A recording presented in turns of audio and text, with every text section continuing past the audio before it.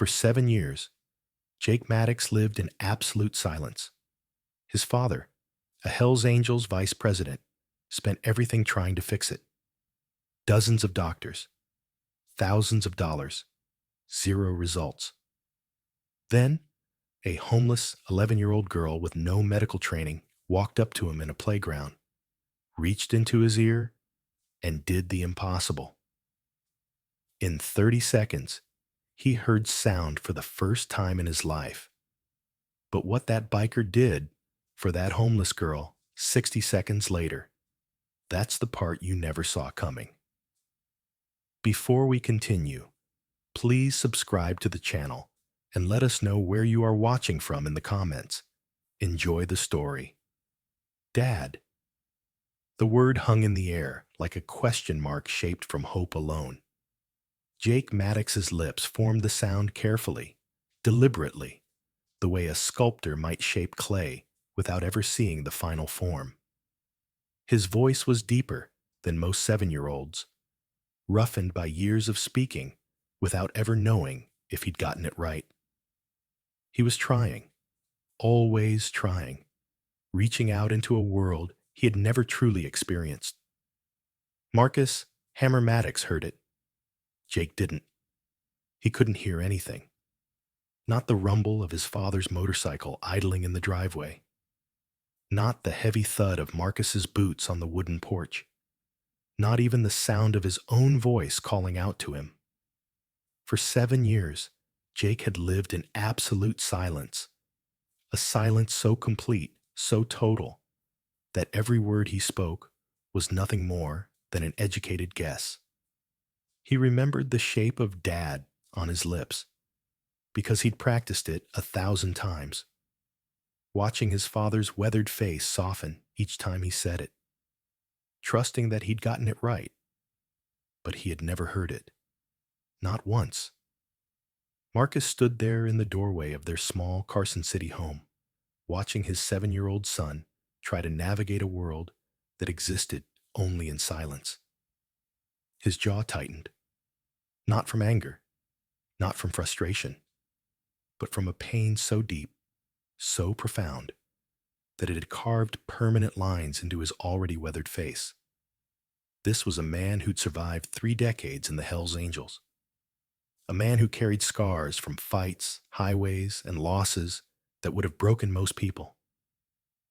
Marcus Hammer Maddox wasn't a man easily shaken. But watching his son live in silence, that shook him every single day. Jake tilted his head slightly to the left, the way he always did when the discomfort came. His small fingers reached up, tapping gently against his ear, trying to ease some invisible pressure that had been there for as long as anyone could remember. He winced, just barely, but Marcus caught it. He caught everything. He'd spent tens of thousands of dollars trying to fix this. Audiologists, specialists, neurologists, ENT doctors with impressive credentials and even more impressive bills. They'd all taken his money. They'd all run their tests. They'd all offered their theories. Nerve damage, some said. Congenital defect. Others suggested developmental delay, structural abnormality. The medical jargon came fast and clinical, but the answers never did. Every appointment ended the same way, with shrugs, apologies, and another referral to yet another specialist who couldn't help. Jake had learned to read lips. He'd learned to feel vibrations. He'd learned to exist in a world that moved and spoke and sang around him while he remained locked in silence. And he did it with more grace than most adults could manage. But Marcus saw the confusion in his eyes when other children laughed at something he couldn't hear. He saw the way Jake would place his small hand on Marcus's chest when he spoke, trying to feel the rumble of his words since he couldn't hear them. He saw his frustration when he tried to join conversations at family gatherings, always a beat behind, always guessing. It wasn't fair. And Marcus Maddox, a man who'd made peace with most of life's injustices, couldn't make peace with this one. So he did what he rarely allowed himself to do. He took an afternoon off. He pushed aside the club business, the rides, the brotherhood obligations that usually consumed his time. He dressed Jake in his favorite blue hoodie, the one that made him feel cool, packed a small bag with snacks and water bottles, and decided to take him to the neighborhood playground. Maybe the sunshine would help. Maybe the slides would bring him joy. Maybe for just one afternoon, he could give his son a moment of happiness that didn't require hearing. It was a small hope, a modest goal.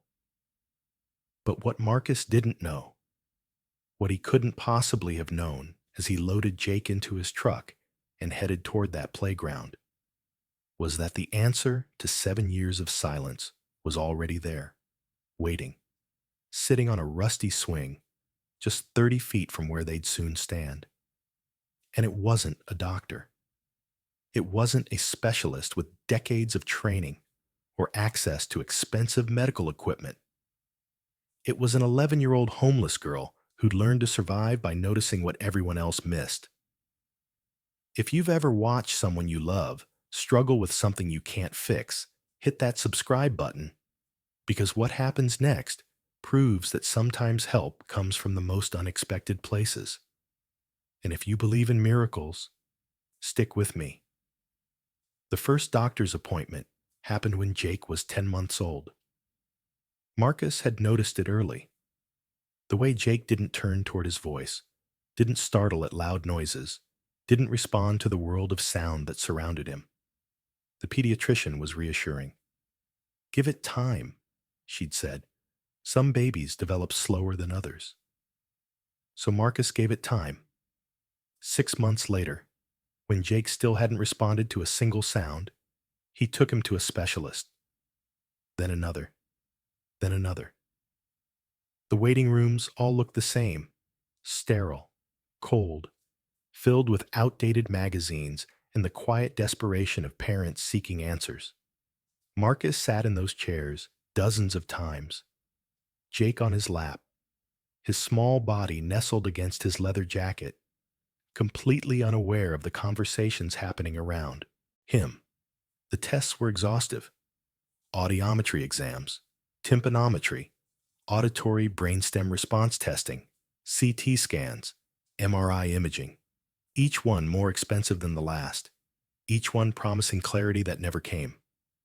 "Mr. Maddox, the auditory nerve appears intact. Mr. Maddox, there's no structural damage we can identify. Mr. Maddox, this is quite unusual. We're not seeing the typical markers of congenital deafness."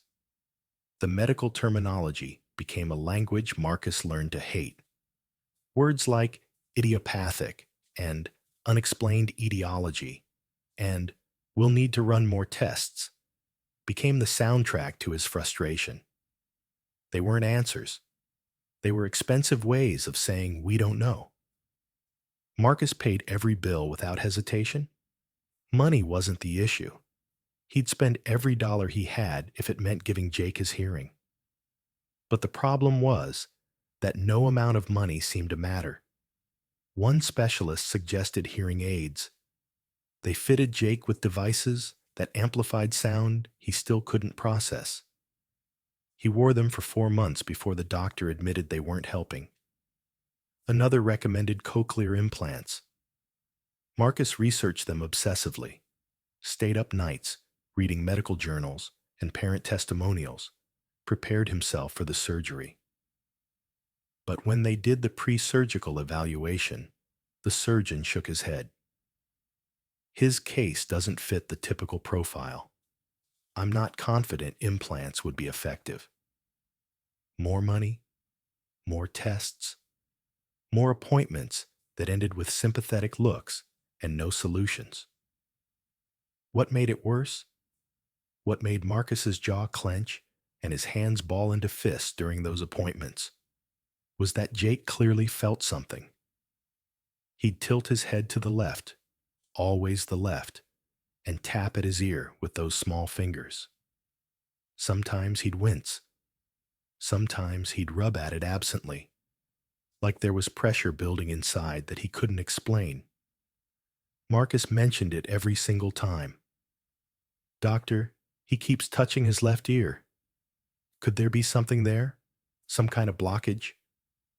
They'd look. They'd shine their lights and peer through their instruments and examine his ear canal with tools that cost more than most people's cars.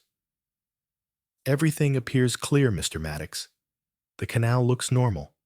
There's no obstruction we can detect." But the discomfort remained. And Jake kept tilting his head, kept tapping, kept trying to ease a pressure that every trained medical professional assured Marcus didn't exist. By the time Jake turned 7, Marcus had seen 19 different specialists. He'd spent over $50,000 on appointments, tests, scans, and consultations. He'd traveled to San Francisco, Portland, even Seattle, chasing recommendations and second opinions from doctors who claimed to be the best in their field. Every single one of them looked at Jake's ear. Every single one of them missed what mattered. What they didn't know, what none of them could have known, was that every specialist failed to see what an 11-year-old girl would spot in seconds. But we're getting ahead of ourselves. Because while Marcus was exhausting every medical option in Carson City, spending his days in sterile waiting rooms and his nights researching miracle cures, another story was unfolding just 4 miles away. Meanwhile, 4 miles across Carson City, another child was fighting a completely different battle, one of survival. Maya didn't remember her father's voice anymore. Not clearly, anyway. Just fragments. The rumble of his laugh when he'd toss her in the air. The way he'd sing off-key in the shower.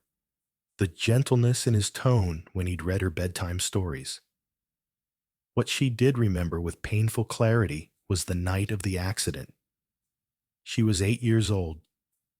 The semi-truck had crossed the median on Highway 395, hitting their car head-on. Her mother died instantly. Her father held on for 3 days in the ICU, his hand wrapped around Maya's, before the machines finally stopped beeping. They told her he fought as long as he could. They told her he loved her. They told her a lot of things that were supposed to make an 8-year-old feel better about losing both parents in 1 week. None of it helped. Her grandmother lasted 18 months. 18 months of growing weaker, of doctor visits Maya couldn't understand, of medication bottles cluttering the kitchen counter. 18 months of trying to be brave for Maya while cancer ate away at her from the inside. And then one morning, Maya's grandmother didn't wake up. Maya was 9 years old, and she was completely alone. Most kids would have panicked, would have gone to authorities, to child services, to anyone who might help. But Maya had heard her grandmother's stories about the foster system, about children who disappeared into homes that didn't want them, about siblings separated, about kids who aged out with nothing. So Maya made a different choice. She chose to survive on her own terms. She didn't beg. Something in her, pride maybe, or her father's voice still echoing in her memory, refused to hold out her hand and ask for pity. She didn't steal either. Her parents had taught her better than that. Instead, Maya learned to help. She'd hover near coffee shops during the morning rush, offering to hold doors or wipe down tables in exchange for a muffin or hot chocolate. She'd linger near laundromats, helping elderly customers carry their baskets, earning a few dollars and sometimes a warm meal. She'd find farmers at weekend markets and volunteer to help them pack up at the end of the day, receiving whatever produce didn't sell. She lived in the corners of life, the spaces between buildings, the alleys behind restaurants, the park benches that nobody else wanted. She kept herself as clean as possible using public restroom sinks. She wore the same worn jeans and oversized jacket until they were threadbare, and she learned to be invisible. When you're homeless and 11 years old, invisibility is survival. You don't draw attention. You don't make noise. You simply exist quietly, hoping nobody notices you long enough to ask questions you can't answer. But here's what happened when Maya became invisible to everyone else. She started seeing things other people missed. Maya had a gift nobody knew about, a gift born from desperation and observation. She could read pain in people's faces. She'd spent so long being invisible that she'd learned to see what others missed. The slight wince of an old man with a bad hip, the way a jogger favored her right ankle, the exhaustion in a construction worker's eyes after a long shift. Maya saw suffering because she knew it intimately. 8 months earlier, behind a pharmacy on Carson Street, she noticed an elderly woman sitting on a bench, tilting her head and tapping her ear in obvious discomfort. Maya had approached carefully, the way she always did, and asked if the woman was okay. "Something stuck in there," the old woman had muttered. "Been bothering me for weeks. Can't afford another doctor visit." Maya had looked, and there, just visible in the ear canal, was a hardened mass of wax and debris compacted so tightly it had become a blockage. Maya had seen similar things before. Her mother had once helped a neighbor with the same problem, using warm water, peroxide, and patience. Maya remembered watching, remembered the relief on the neighbor's face when the obstruction finally came free. She'd helped the old woman that day, carefully, gently, and when the blockage finally dislodged, the woman had cried with relief. "You're an angel," she'd whispered, pressing a $20 bill into Maya's hand despite her protests. Maya never forgot that moment. If you can't stand how children like Maya are forgotten by society, comment, "Every child deserves a home," down below. Let's remind ourselves what matters. And that memory, that one random act of kindness behind a small-town pharmacy, was about to save a little boy's world. The playground on Miller Street wasn't much. A few swings with squeaky chains, monkey bars that needed repainting, a slide that had seen better decades, patchy grass that turned brown every summer and barely recovered by fall. But it was quiet. And on that particular Thursday afternoon in late October, it was exactly what Marcus needed. He pulled his truck into the gravel lot, killed the engine, and looked over at Jake in the passenger seat. His son was already unbuckling himself, his eyes bright with excitement at the prospect of an afternoon outside. Marcus managed a small smile. This was all he wanted, just one good day. One afternoon where his son could feel joy without the weight of his silence pressing down on both of them. Jake ran ahead toward the monkey bars, his blue hoodie catching the autumn sunlight, his sneakers kicking up dust as he moved. Marcus followed at a slower pace, his boots heavy on the ground, his mind still turning over the latest failed doctor's appointment from 4 days earlier. He was tired, not physically, but tired in the way that comes from years of trying and failing, tired of hope that led nowhere.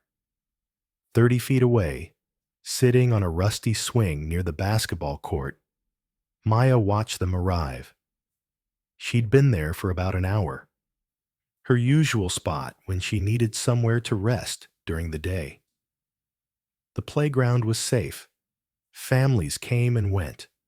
Nobody paid attention to a quiet girl on a swing. As long as she didn't cause trouble, didn't approach anyone, didn't draw attention. She could sit there for hours without anyone asking questions. Maya had learned to occupy herself by observing. Watching people became both entertainment and education. She'd study how families interacted, how parents responded to their children, how people moved through the world with the casual confidence that came from having a home to return to. She noticed everything. So when Jake walked past her toward the monkey bars, Maya noticed immediately the way his head tilted slightly to the left, the casual, almost unconscious movement of his hand reaching up to tap at his ear, the exact angle of discomfort she'd seen before. Maya sat up straighter. Jake climbed onto the monkey bars, his father spotting him from below. He smiled, but every few seconds his hand would drift back to his left ear. The tapping, the gentle pressure he applied with his fingertips, trying to ease something nobody else seemed to notice. Maya's eyes narrowed. She leaned forward on the swing, watching more carefully now. The afternoon sunlight hit Jake's face at just the right angle as he turned his head. And that's when Maya saw it. Deep inside his ear canal, barely visible, but unmistakable to someone who knew what to look for. A dark mass, compacted, lodged firmly. The kind of blockage that wouldn't come out on its own. The kind that could cause pressure, discomfort, and if it was positioned just right against the eardrum, complete hearing loss. Maya's breath caught in her throat. She knew exactly what that was. She'd seen it before. She'd removed one before. And suddenly, with a clarity that sent electricity through her entire body, she understood. This boy wasn't just uncomfortable. He was deaf because of that blockage. And nobody, not his father, not the doctors, not anyone, had seen it. Maya's heart started pounding. Her hands gripped the chains of the swing until her knuckles turned white. She could help him. She knew she could. It would take 30 seconds, maybe less. One careful extraction, and that boy could hear for the first time in who knows how long. But Maya also knew what would happen if she approached him. She'd spent 2 years learning to be invisible precisely because approaching people, especially children, when you looked like she did, was dangerous. The father was right there. A big man, intimidating, covered in tattoos, the kind of man who wouldn't hesitate to protect his son from a strange girl with dirty clothes and tangled hair. If Maya approached him, the man might grab her, might hurt her, might call the police. And then what? Foster care. Questions she couldn't answer. The end of her freedom. But if she didn't approach him, that boy would stay deaf forever. When the solution was right there, when she could fix it in seconds. Maya's heart started racing. She knew exactly what was wrong, but she also knew what would happen if she approached a biker's son uninvited. She had seconds to decide. Stay safe and invisible, or risk everything to help. Maya's decision came in the space between heartbeats. One moment, she was frozen on that swing, paralyzed by fear and self-preservation. The next, her body was moving before her mind could talk her out of it. She jumped up, her worn sneakers hitting the dusty ground with purpose. Jake had moved from the monkey bars and was wandering toward the slide, his hands still drifting to his ear every few seconds. He was maybe 20 feet away from Maya now, moving in that casual, aimless way children do when they're exploring their surroundings. Maya started walking toward him, her heart hammering so violently in her chest she thought it might crack her ribs. Every survival instinct she'd honed over 2 years of living on the streets screamed at her to stop, to sit back down, to stay invisible. but she kept walking. Jake turned slightly, noticing the girl approaching. He tilted his head, curious, but not afraid. He couldn't hear her footsteps, couldn't hear the urgency in her breathing. He just saw another kid, thin and scruffy, moving toward him with an expression he couldn't quite read. Marcus saw too. The reaction was immediate and primal. Marcus's body shifted between Maya and Jake before conscious thought even registered. His hand came up, palm out, a barrier of flesh and authority. "Hey." Marcus's voice cut through the afternoon air like a blade. "Back up." Maya stopped immediately, her hands raised slightly, showing she meant no harm. But she didn't back away. Her eyes were locked on Jake, specifically on his left ear, and the urgency in her face was unmistakable. "I'm sorry," Maya said quickly, her voice higher than she wanted it to be, cracking slightly with nervousness. "I'm sorry, but please." "I said back up, kid."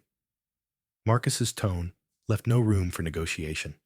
He was a full foot taller than Maya, broader, harder, a man who'd spent decades making people listen when he spoke. But Maya shook her head, the movement quick and desperate. "Please," she repeated, and this time there was something in her voice that made Marcus hesitate. Not fear, not manipulation, just raw, genuine concern. "Something's in his ear. I can see it. I think I can help." Marcus's jaw tightened. This was Carson City. Homeless kids approach people all the time with stories, with angles, with reasons why you should give them money, or attention, or trust. Marcus had heard them all. He'd developed a thick skin against sob stories and manipulation. But this girl wasn't asking for money, wasn't even looking at Marcus. Her entire focus was on Jake, and the expression on her face was one Marcus recognized, because he'd seen it in the mirror for 7 years. Desperation to help someone who was suffering. Marcus's hand shot out and grabbed Maya's shoulder, not violently, but firmly. A warning and a restraint all at once. "You've got 5 seconds to explain yourself," Marcus said quietly. The kind of quiet that was more threatening than shouting. Maya looked up at him. Those sharp eyes that had seen too much for an 11-year-old, meeting Marcus's without flinching. "There's something stuck in his ear," Maya said, speaking fast but clearly. "A blockage deep in the canal. I can see it from here when the light hits right. It's been there a long time. That's why he keeps touching it. That's why he tilts his head. I've helped with this before. I know what to do. Please, just let me try. If you're holding your breath right now, you're not alone. Hit that like button if you want to see this girl prove everyone wrong." Marcus stared at her. His grip on Maya's shoulder didn't loosen, but something shifted in his expression. Doubt, maybe. Or desperate hope, wearing the disguise of skepticism. Jake stood there between them, unaware of the tension, his hand once again drifting to his ear. Marcus made his decision. He didn't release Maya's shoulder. Not yet. But he stepped aside just enough to give the girl a narrow path to his son. What happened in the next 10 seconds would either end in a homeless girl getting hurt or a miracle no one saw coming. Maya moved slowly, deliberately, every motion telegraphed and careful, as if approaching a frightened animal. Jake watched her with curious eyes, his head tilted in that familiar way, completely unaware that the next 30 seconds would change his entire world. "I need to look in his ear," Maya said softly, more to Marcus than to Jake. "I won't hurt him. I promise." Marcus's grip on Maya's shoulder tightened for just a moment. A final warning, a final hesitation, and then loosened slightly. Not a release, just enough slack for Maya to move. Maya knelt down, bringing herself to Jake's eye level. She smiled at him, trying to look reassuring despite her nervousness. Jake smiled back, innocent and trusting in the way only children can be. "Hi," Maya whispered, though she knew he couldn't hear her. "This might feel weird for a second, but I'm going to help you, okay?" Jake's eyes searched her face, reading her expression the way he'd learned to read the world, through sight alone, through the shape of mouths and the softness of eyes. Maya leaned in closer. Her right hand came up, fingers extended, approaching Jake's left ear with the kind of precision that seemed impossible for an 11-year-old girl. But Maya had learned precision from necessity.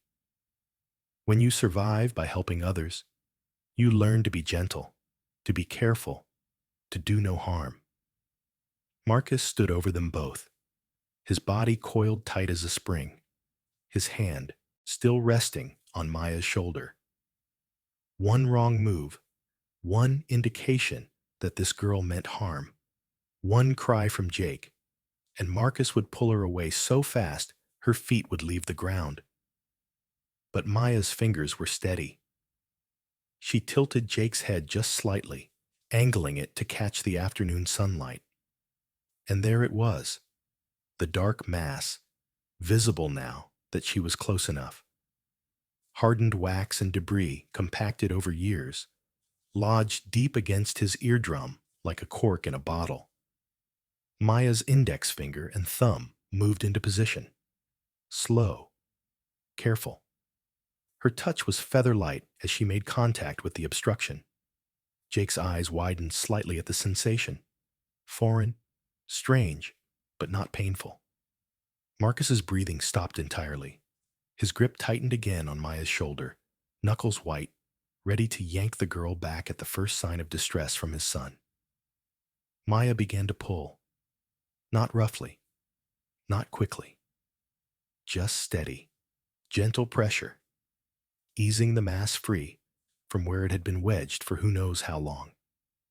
Seconds stretched into eternity. The obstruction resisted at first, held in place by years of compression. Maya adjusted her angle slightly, her young face a mask of concentration. Her bottom lip caught between her teeth. And then it moved. The thick, compacted mass began to slide free, millimeter by millimeter, drawn out by Maya's careful extraction. It was larger than Marcus expected, darker, coated in old wax and debris that had accumulated and hardened into something that looked almost solid. Maya held it in her fingers for just a moment. Proof, evidence, the answer to 7 years of medical failures. And then it fell away. Silence, a beat of absolute nothing. Jake stood completely still, his eyes unfocused, his expression frozen somewhere between confusion and wonder. Something had changed. Something fundamental. Something he couldn't yet name. And then his breath hitched. A sharp, sudden intake of air that had nothing to do with breathing and everything to do with shock. His eyes widened, pupils dilating, his entire body going rigid with the overwhelming sensation of sound flooding into his consciousness for the first time in his life. The wind rustled through the cottonwood trees at the edge of the playground, leaves whispering secrets he'd never heard before. Children laughed on the far side of the basketball court, their voices carrying across the open space like music. A motorcycle rumbled past on the street, deep and throaty and real. Marcus exhaled sharply, a sound of tension and disbelief and desperate hope all mixed together. And Jake heard it. His hands flew to his ears, both of them, as if trying to confirm that the sensation was real. His lips trembled. His chin quivered. Tears spilled down his cheeks, hot and fast and unstoppable. He looked up at his father. This man he'd known his entire life but had never truly heard, and his voice came out cracked and broken and more beautiful than any sound Marcus had ever heard in his life. "Dad," he whispered, the word shaped by memory, but heard for the very first time. "I hear you." Marcus Hammer Maddox had been in bar fights that left men unconscious. He'd ridden through storms that turned highways into rivers. He'd buried brothers who died too young and stood at gravesides without shedding a tear, because that's what being strong meant in his world. But hearing his son say, "I hear you," for the first time in his life, that broke him completely. His knees went weak, actually weak. The toughest man in Carson City felt his legs tremble beneath him, felt the ground shift like he'd been hit with something he couldn't fight back against. He released Maya's shoulder, forgot he was even holding it, and dropped into a crouch in front of Jake, his hands reaching for his son's face, needing to see his eyes, needing to confirm this was real. Jake's hands were still pressed against his ears, fingers trembling, his entire body vibrating with the overwhelming sensation of a world that had suddenly become alive with sound. Every rustle, every breath, every footstep on gravel in the parking lot. "Dad," he said again, and this time he heard himself say it, his own voice. The sound shocked him so much he gasped, which made another sound, which made him gasp again. He started crying, not from pain or fear, but from the sheer magnitude of everything flooding into his consciousness at once. "I can hear," he whispered, testing the words, hearing them vibrate in his throat and emerge into the air as something real, something he could perceive. "Dad, I can hear. I can hear me. I can hear you. I can hear everything." His voice rose with each word, climbing from whisper to speaking volume, as if he needed to test the full range of what sound meant. And Marcus, this hardened man who'd spent decades building walls around his emotions, felt every single one of those walls crumble into dust.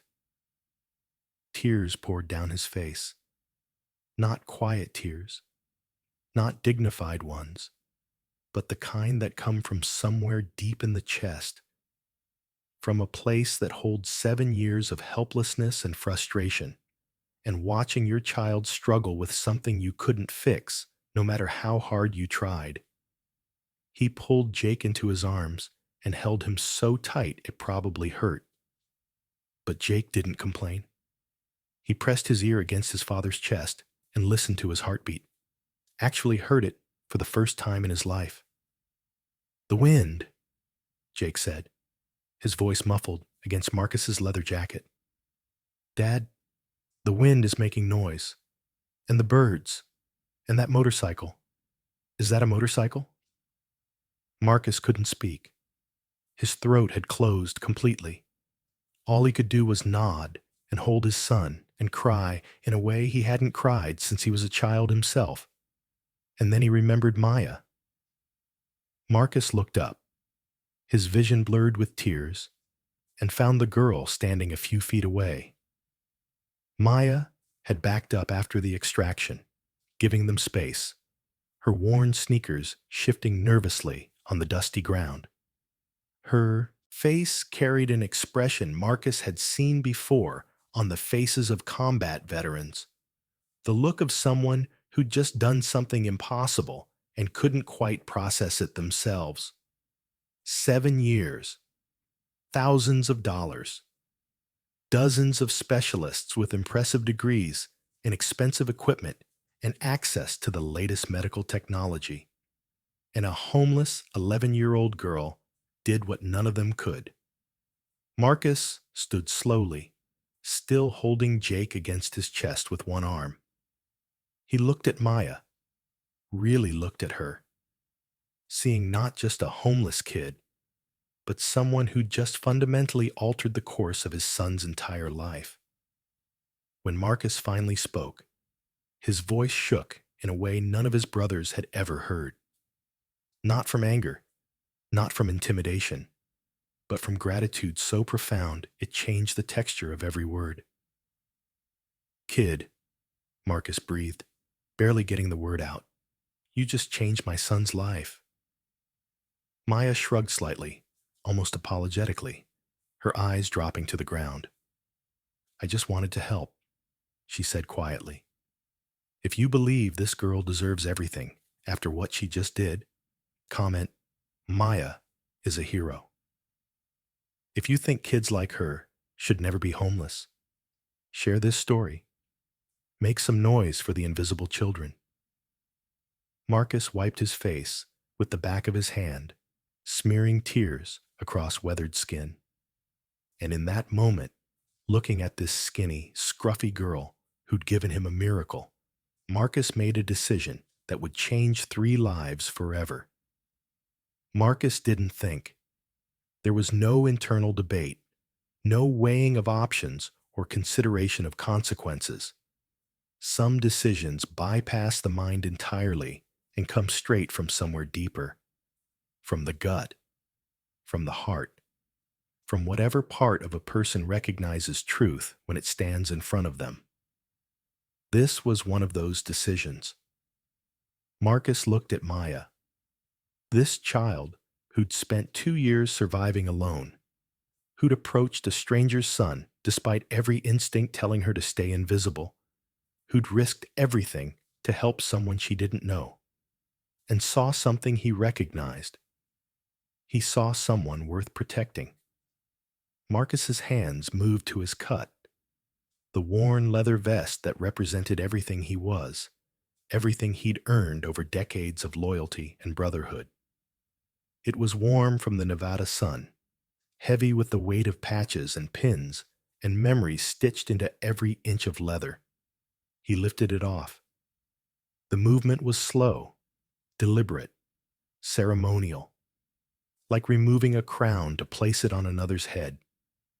Maya watched with wide eyes, not understanding what was happening, her body tensing as if preparing to run.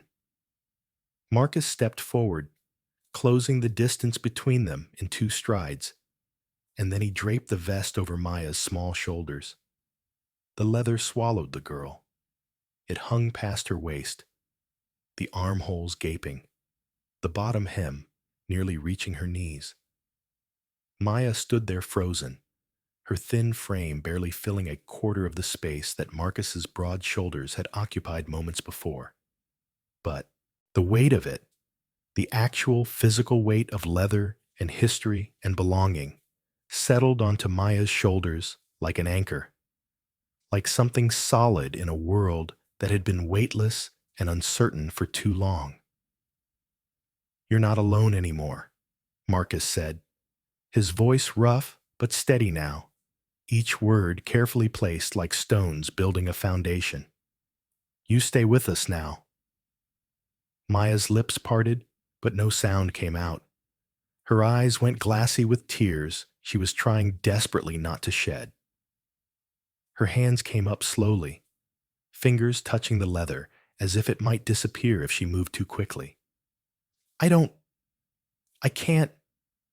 Maya's voice cracked completely. I'm nobody. You're my son's miracle, Marcus interrupted, his tone leaving no room for argument. That makes you family. And family doesn't sleep on park benches. Family doesn't go hungry. Family doesn't survive. Family lives. You understand me? Maya nodded, though her face suggested she didn't quite believe what was happening. Kids who'd been abandoned learned not to trust good things, learned that kindness usually came with conditions, with expectations, with expiration dates. But there was something in Marcus's eyes, something unshakable and absolute, that cut through Maya's defenses like a blade through paper. Jake pulled away from his father just enough to look at Maya, his face still wet with tears, but lit up with joy that made him look like he was glowing from the inside. You're staying? He asked, his voice full of wonder and hope, testing this new ability to hear his own questions. Maya looked down at him, then back at Marcus, then down at the vest, drowning her small frame. "I'm staying," she whispered, and saying it out loud made it feel real in a way nothing had felt real in 2 years. Marcus placed his hand on top of Maya's head, the gesture somewhere between a blessing and a claim. This girl was his now, his responsibility, his family.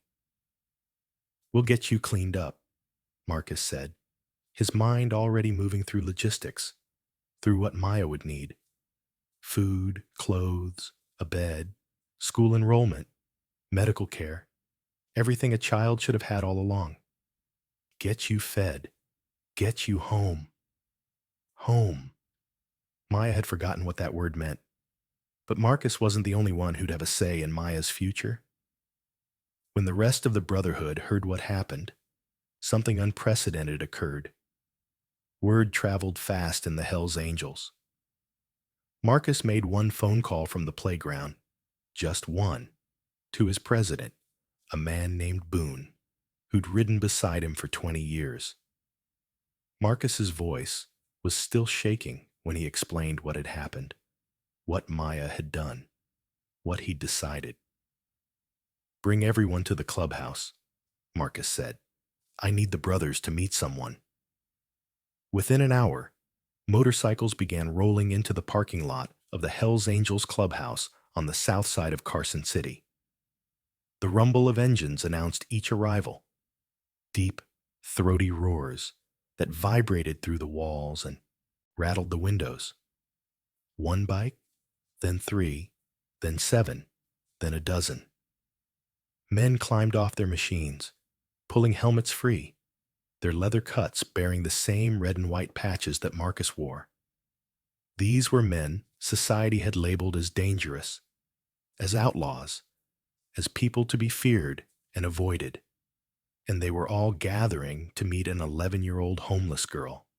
Maya stood in the corner of the clubhouse common room, still wearing Marcus's oversized vest, trying to make herself as small and invisible as possible. Jake sat beside her on a worn couch, his hand clasped in hers, refusing to let go. He kept tilting his head in different directions, discovering new sounds: the hum of the refrigerator, the creak of floorboards, the distant traffic outside. The bikers filed in, their boots heavy on concrete floors. Massive men with scarred knuckles and weathered faces, men who'd seen violence and survived it, men who trusted no one outside their brotherhood. They looked at Maya with expressions that made the girl's stomach clench with fear. But then Marcus told them the story. He stood in the center of the room, Jake on his hip now, and explained everything. The 7 years of silence, the failed doctors, the playground, Maya's observation, the extraction, Jake's first words after hearing sound. "This kid," Marcus said, his voice carrying the weight of absolute conviction, "gave my son something I couldn't buy, something specialists with fancy degrees couldn't provide. She gave him the world." The room fell silent.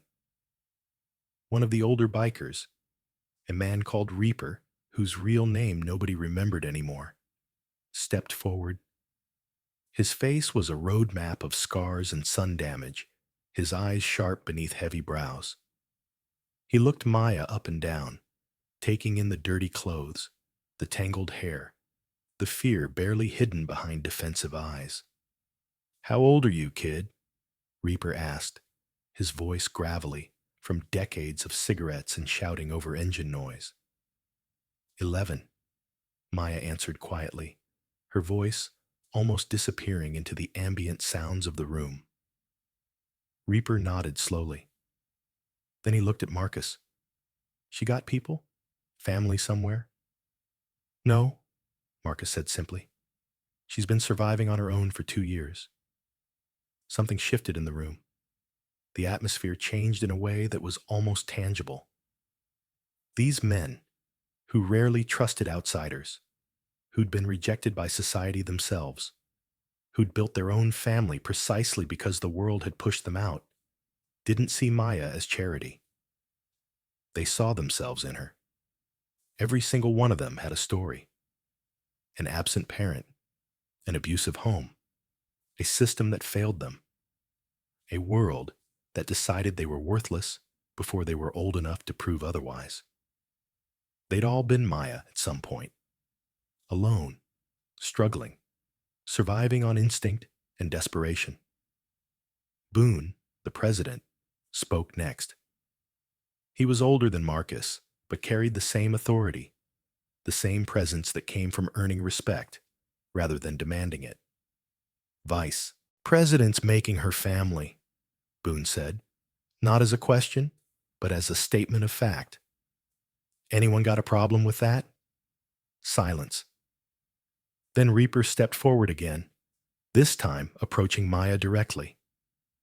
The girl tensed, every muscle in her body preparing to run, even though she had nowhere to go. Reaper extended his hand. "Welcome home, kid," he said simply. Maya stared at the offered hand for a long moment, as if trying to determine whether this was real or some elaborate setup for disappointment. Then slowly, she reached out and shook it. Her small hand disappeared completely inside Reaper's calloused grip. One by one, the other bikers stepped forward. Each one shook Maya's hand. Each one welcomed her. Not with pity, not with condescension, but with the same respect they'd show any prospect joining their ranks. "We'll set her up in the back room," someone said. "Kid needs clothes," another added. "I've got a daughter about her size. I'll bring some things tomorrow." "School," a third voice chimed in. "She'll need to get enrolled. My wife works at the district office. She can help with that." The logistics came fast, each brother offering something practical, something concrete. This wasn't empty charity. This wasn't a feel-good gesture that would fade when the emotion wore off. This was a brotherhood absorbing a new member, making space in their lives for someone who needed them. Marcus watched it happen with something close to awe. He'd expected support. His brothers always had his back. But this was different. This was unanimous, instant, and absolute. Maya wasn't being tolerated. She was being claimed. By the end of the evening, Maya had a room at the clubhouse. Not a cot in a corner, but an actual room with a door that locked from the inside and a bed with clean sheets. She had a drawer full of clothes that would arrive the next day. She had a list of brothers who'd volunteered to help her with homework, teach her to change oil, show her how to fix engines, and survive with dignity. She had protection. She had structure. She had family. But the most beautiful part? It wasn't even over yet, because Jake had one more gift to give Maya, and it happened every single night. Maya's first night in the clubhouse, she didn't sleep. She lay in that bed with clean sheets and a pillow that didn't smell like mildew or exhaust fumes, staring at the ceiling, waiting for the other shoe to drop, waiting for someone to burst through the door and tell her it was all a mistake, that she didn't belong, that she needed to leave. But morning came, and no one told her to go. Marcus knocked on her door at 7 a.m., carrying a plate of eggs and toast that one of the brothers had cooked in the clubhouse kitchen. Maya ate slowly, still not quite trusting that the food wouldn't be taken away, that this wasn't temporary. "You'll need better shoes," Marcus said, watching Maya eat. "Can't have you walking around in those worn-out sneakers anymore. We'll get you sorted today." And that's exactly what happened. By noon, Maya had new shoes, real ones, with thick soles and laces that actually stayed tied. She had jeans that fit, t-shirts that didn't have holes, a warm jacket for when the Nevada nights got cold. She stood in front of a mirror in the clubhouse bathroom and barely recognized herself. She looked like a kid who belonged somewhere. The transformation wasn't just external. Over the following weeks, the Brotherhood absorbed Maya into their daily rhythm.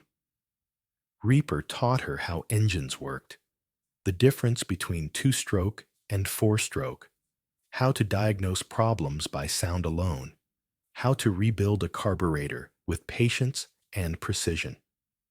Maya learned fast, her hands steady and careful. That same competence she'd shown helping strangers now channeled into something constructive.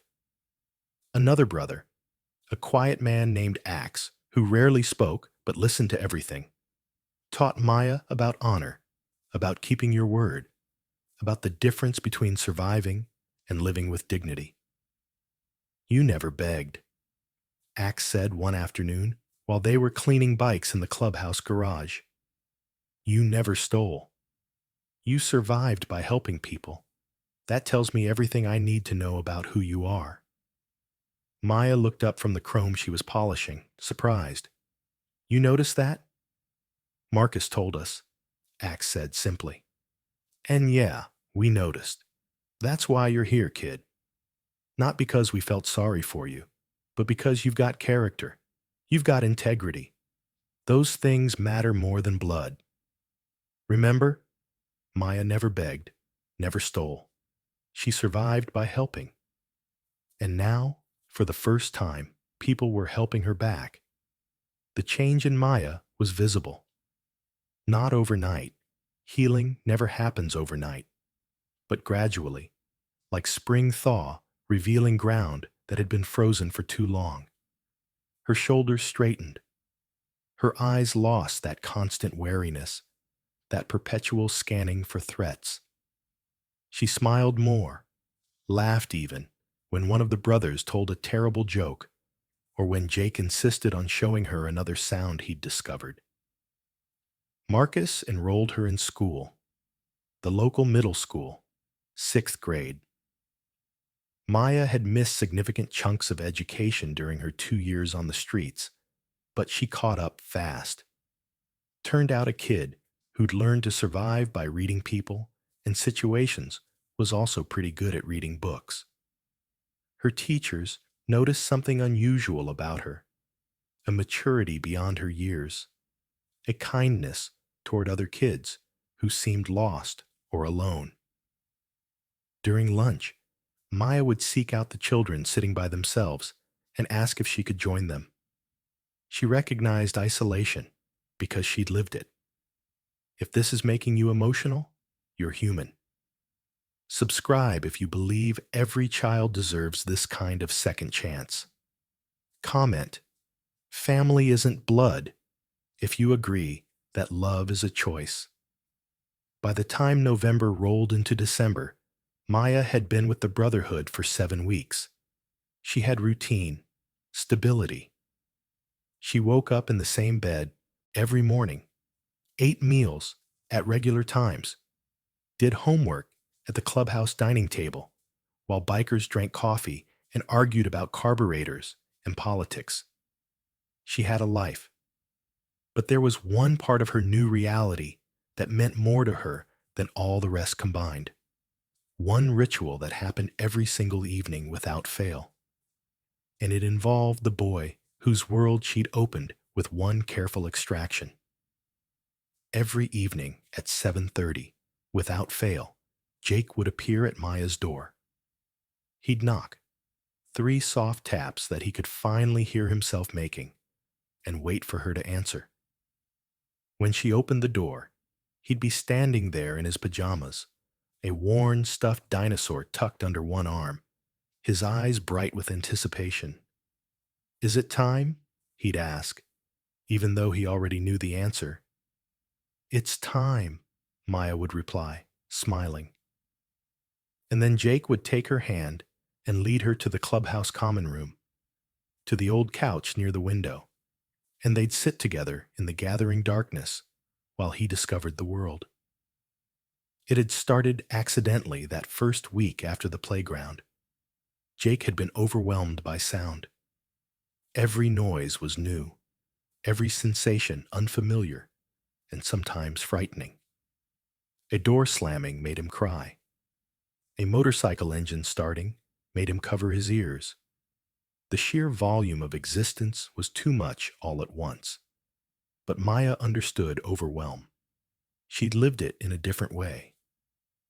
So she'd sat with him one evening and started naming things, identifying sounds, giving him context for the chaos flooding his senses. "That's the refrigerator," she'd said, pointing toward the kitchen. "It hums because of the motor inside. It's keeping food cold." Jake had listened, his head tilted, focusing on the soft electrical hum he'd never known existed. "And that?" he'd asked, pointing toward the window. "Crickets," Maya had answered. "Little insects outside. They rub their legs together to make that chirping sound." His face had lit up with wonder. And so it became their ritual. Every night, Jake would sit beside Maya, his small fingers tugging at her sleeve whenever he heard something new, something he couldn't identify, something that needed explanation. "Maya, what's that sound?" became the question that shaped their evenings together. Maya was endlessly patient. She never seemed annoyed by his constant questions, his need to categorize and understand every auditory detail of the world around him. She'd lean close, listen carefully, and then explain. "That's someone walking upstairs. You can tell by the rhythm. Step, step, step.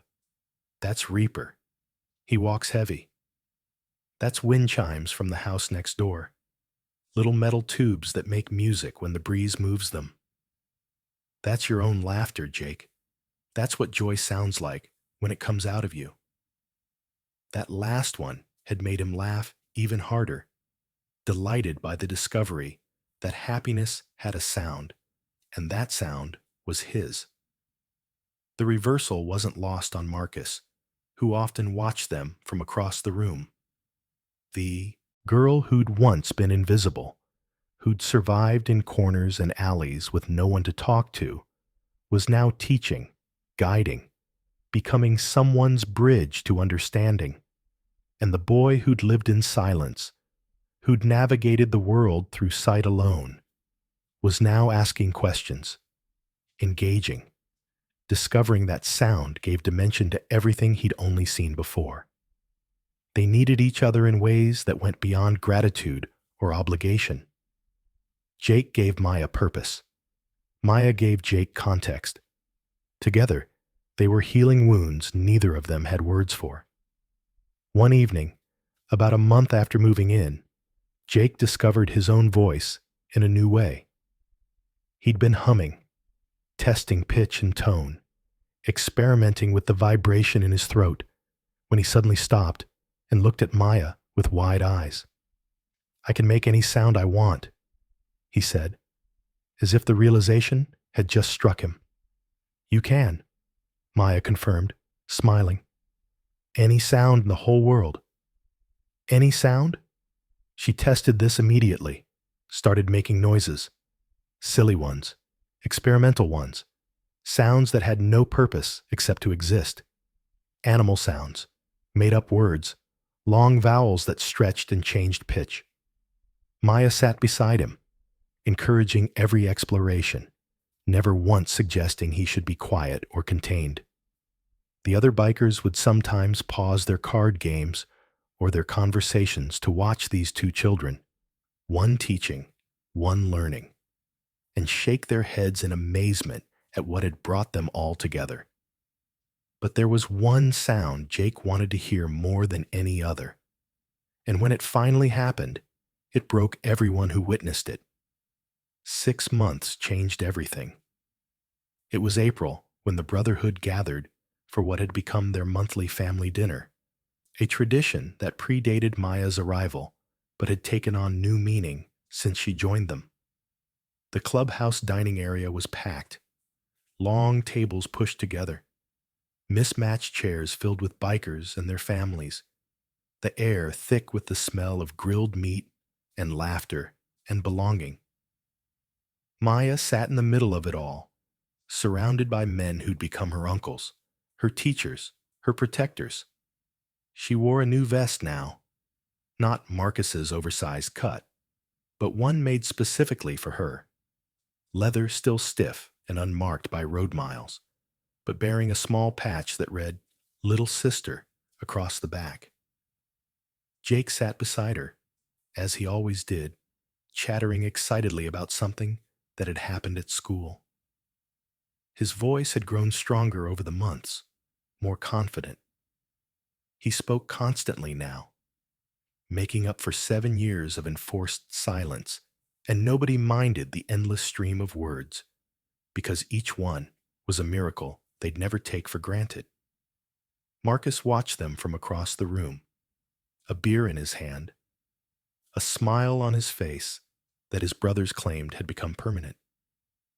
Boone stood beside him, following his gaze. "You did good, brother," Boone said quietly. Marcus shook his head. "Maya did good. I just recognized it." The dinner continued. Food passed, stories shared. The kind of easy chaos that comes when family gathers without pretense or formality. Jake was laughing at something Reaper had said. His face lit up in a way that erased every trace of the confused, silent boy from the playground. And then Maya stood up on her chair. The movement caught everyone's attention. Conversations paused, heads turned. Maya was small, for 11 years old, but standing on that chair, she commanded the room with the unself-conscious authority only children possess. She cupped her hands around her mouth, took a deep breath, and shouted at the top of her lungs, "I love you, Jake." Her voice carried through the entire clubhouse, clear and strong, and filled with every ounce of affection a child's heart could hold. And this time, unlike every other time she'd tried to express love in her life, someone actually heard her. The room went completely silent. Jake's face crumpled, just completely fell apart. Tears streamed down his cheeks before he could even try to stop them, his shoulders shaking with the force of emotion he'd been holding back for months. Because Jake had never heard those words before.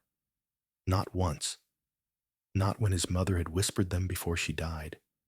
Not when his grandmother had said them during her final days. Not from anyone in the 7 years he'd spent locked in silence. He'd survived without ever knowing what love sounded like. But Maya, this girl whose gift had opened his world with one careful extraction, was shouting her love for him loud enough for everyone to hear. And she meant it, and he could hear it. Jake couldn't speak, could barely breathe. He just sat there crying while Maya climbed down from her chair and threw her arms around his neck, holding him with the fierce protectiveness of a big sister who'd claimed him as her own. Marcus moved then, crossed the room in 3 long strides, and placed his hand on Maya's shoulder. Heavy, warm, unmistakable in its meaning.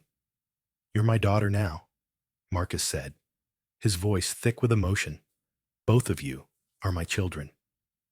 Maya looked up at him, tears streaming down her own face now, and nodded because words were impossible. "If you're crying, hit that like button. You're not alone. If you believe love like this should be shared, send this to someone who needs to remember that miracles are real. And if you want more stories that restore your faith in humanity, subscribe, because I've got plenty more." The girl who lived in corners was now at the center of everything. The boy who lived in silence now filled every room with sound, and the family that had formed in a playground on an ordinary Thursday afternoon was now unbreakable. 3 years have passed since that afternoon in the playground. Maya is 14 now, taller, her voice steadier, her worn sneakers long since replaced by boots she wears with the same pride she wears her vest. She's in 9th grade at Carson City High School, And if you ask her teachers about her, they'll tell you she's one of the best students they've ever had. Not because she's naturally gifted, though she's certainly bright, but because she works harder than anyone else. Because she understands that education is a privilege, not a burden. Because she remembers what it felt like to have nothing, and she's determined never to waste the second chance she's been given. She's at the top of her class, on honor roll every semester. But more than that, she's become the kid who notices others, who finds the students eating lunch alone and sits with them, who helps struggling classmates with homework, who sees the invisible children because she used to be one.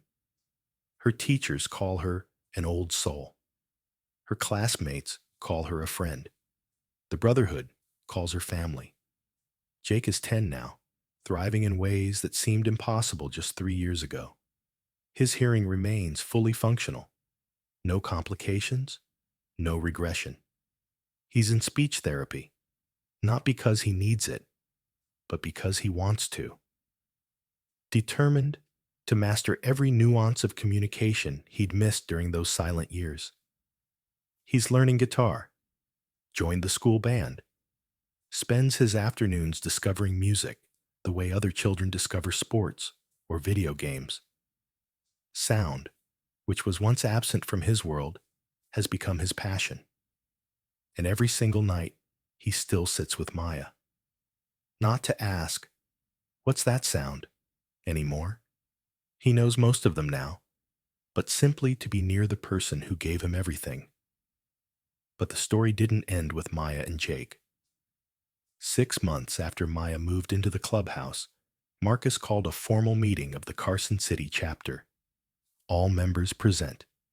He stood before them with a proposal that would change the direction of their brotherhood. "We've got space here," Marcus had said. "We've got resources. We've got brothers who know what it's like to be forgotten. So here's what I'm proposing. We start a program for homeless kids. Kids like Maya, who are surviving alone because the system failed them." The vote was unanimous. They called it Maya's Code. Not a legal statute, but a commitment within their chapter that any child in genuine need, any kid surviving on the streets without family or support, would have a place with them. Not as charity cases, not as projects, but as family. Within a year, 4 more children had found homes within the Brotherhood. A 13-year-old boy who'd been living in his car after his parents kicked him out. Twin girls whose father had abandoned them and whose mother was in rehab. A 15-year-old who'd aged out of foster care with nowhere to go. Each one was vetted carefully. Each one was given structure, protection, education, and belonging. Each one was taught the same lessons Maya had learned. That family isn't about blood, it's about choice. That survival isn't enough. You have to live with dignity. That being helped doesn't make you weak. It makes you human. The Carson City chapter's initiative made local news, then regional news. And that's when something unexpected happened. 4 other motorcycle clubs across Nevada, chapters that had no formal affiliation with the Hells Angels, clubs that operated independently with their own traditions and territories, reached out to Marcus. They'd seen the coverage, read the stories, and they wanted to do the same thing. And here's what nobody expected. Maya's story inspired 4 other motorcycle clubs in Nevada to do the same thing. Dozens of homeless children now have families because one girl was brave enough to help a little boy in a playground. The Iron Horsemen in Reno, the Vagos in Las Vegas, an independent club called the Desert Riders in Elko, the Mongols in Sparks. All of them started their own versions of the program, All of them opened their clubhouses and their lives to children who needed them. Within 3 years, 52 children across Nevada had found families through motorcycle clubs. 52 kids who'd been invisible, forgotten, or abandoned now had homes, structure, protection, love. The irony wasn't lost on anyone. These clubs, organizations that society often painted as dangerous, as criminal, as threats to be feared, were doing more for vulnerable children than most government programs. They weren't doing it for recognition or tax breaks or positive publicity. They were doing it because they understood what it meant to be cast out, to be judged, to be told you don't matter. Marcus was asked about it once during a local news interview that Maya and Jake watched from the clubhouse couch. "Mr. Maddox, why do you think your organization has been so successful with these children when traditional systems struggle?" Marcus had thought about it for a moment, then answered simply, "Because we don't see them as problems to be solved. We see them as people who deserve a family. And maybe that's all any kid really needs. Someone who sees them." But later that night, after the cameras left and the clubhouse settled into its evening rhythm, Marcus said something different, something quieter, something true. Maya was doing homework at the dining table. Jake was practicing guitar in the corner. The brotherhood was scattered throughout the building, living their lives in the comfortable chaos of family. Marcus stood in the doorway, watching all of it, and Boone heard him whisper, "I thought I was saving her." He paused, his voice breaking slightly. "Turns out she saved all of us." This story proves that the smallest act of kindness can change everything. If you believe people like Maya and Jake deserve to be celebrated, smash that subscribe button and turn on notifications, because I hunt down these stories to remind you that humanity is still good.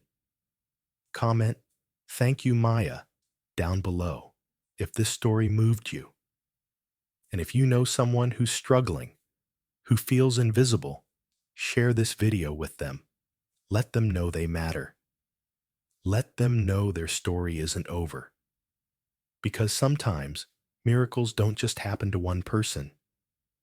Sometimes they ripple outward, touching lives we'll never even know about. And it all started with a homeless girl, a deaf little boy, and 30 seconds in a playground that changed everything.